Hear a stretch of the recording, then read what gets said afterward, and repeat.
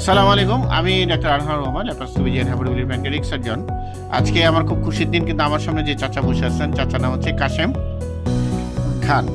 খান চাচা। ওনার বয়স কিন্তু দেখে ইয়াং মনে হলো, ওনার বয়স 70-এর উপরে, এবং উনি থাকেন হচ্ছে সেই শরীয়তপুর।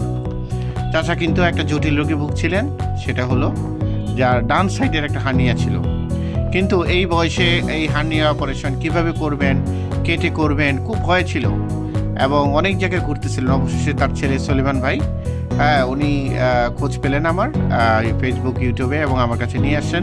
তো আমরা খুব টেনশনে ছিলাম, কারণ ওর হাড়টা খুব দুর্বল ছিল। ল্যাপারোস্কোপি করবো, বয়স্ক মানুষ, কি না কি হয়। তো আলহামদুলিল্লাহ ওনার অপারেশন আমরা সুন্দরভাবে করেছি এবং আজকে ওনার সেলাই কেটে দিলাম। তো সব কিছু মিলিয়ে শুনবো চাচার মুখে কেমন লাগতেছে। উনি তো অনেক প্রশ্ন, কয়টা ফুটা হইব, কয়টা কাটতে হইব, কি আসে বিষয়, এই সেই। তো আজকে ওনার হাসি দেখে মনে হচ্ছে যে না, উনি আজকে খুব খুশি। তো আসসালামু আলাইকুম কাশেম চাচা, কেমন আছেন? আচ্ছা, তো চাচা আপনার কেমন লাগলো? এই হার্নিয়াটা কতদিন ধরে ছিল আপনার?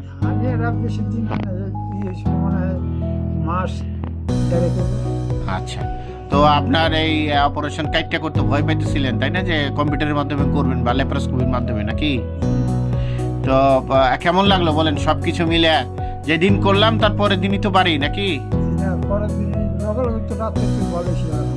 রাত্রে একদম হাঁটা চলার, মানে হাইটটা আপনি তো দেখছি পরের দিন সুলন ভাই প্রস্রাবটি নিজে গিয়া করছে। আসলে এটা ল্যাপারোস্কোপির ম্যাজিক, এবং ওনার হাসি দেখে বোঝা যাচ্ছে হি ইজ ভেরি হ্যাপি। তো তারপরে আপনার বাসায় কি শরীয়তপুর চলে গেলেন ওই দিনই, নাকি? না ঢাকায় ছিলেন? শরীয়তপুর। তারপরে আপনি সে শরীয়তপুর থেকে আসলেন। তো আপনার কি মনে হয় ইনশাল্লাহ যে অপারেশনের যে অত্যাধুনিক, এখন আর বিদেশে যাওয়ার প্রয়োজন নাই, নাকি? ইনশাল্লাহ। তো সবাই কি করবেন যে অপারেশনে ভয়ের কারণ নাই, নাকি? কারণ হলো আপনি এই হার্নিয়া ভয়ের কারণে অনেকে অপারেশন করে না। এখন ওই ল্যাপারোস্কোপির মাধ্যমে অপারেশন অনেক সহজ। তো যাই হোক, চাচাকে আল্লাহ অনেক হায়াত দারাজ করুক, সুস্থ থাকুক, আমরাও সুস্থ থাকি এবং মানুষের যাতে সেবা করতে পারি। সবাই দোয়া করবেন চাচার জন্য। আসসালামু আলাইকুম। আমরা এটা দিব কিন্তু সোশ্যাল মিডিয়াতে আপত্তি নাই তো? আপনার ফেসবুকে দিব, অসুবিধা নাই তো? হ্যাঁ, কোনো আপত্তি আছে? যাতে মানুষ বুঝতে পারে, জানতে পারে, না সচেতনতার জন্য।